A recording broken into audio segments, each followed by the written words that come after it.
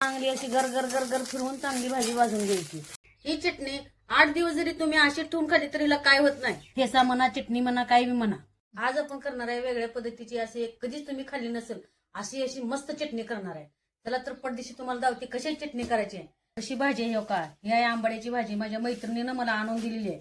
मी तिला धुवून पाणी निथळून ठेवलंय। अशी याला कर भाजी कापून घेते, शेंगदाणे भाजून घेते, मिरच्या भाजून घेते, भाजी भाजून घेते।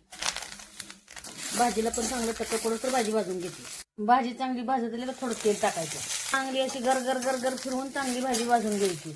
किती भाजी होती एवढीच झाली। भाजी भाजली, पडदिशी ताटात काढून घेते। भाजी गार झाली, भाजी टाकली, थोडं शेंगदाणे टाकते, भाजलेल्या मिरच्या टाकून घेते, भरपूर लसूण टाकायचा ह्यात आणि कटा काढून घेते। थोडं चवीपुरतं मीठ टाकते, कारण मीठ टाकले ना बारीक होते लगेच। आपली चटणी काढून झाली, 10 मिनिटं लागली ह्याला काढायला। आता पडदिशी काढून घेते। ही चटणी 8 दिवस जरी तुम्ही अशी ठेवून खाली तरी हिला काय होत नाही। अशी चटणी ह्याची पडदिशी शेंगाचं तेल ह्याच्यावर नसं ओतायचं, पडदिशी अशी कालवायची।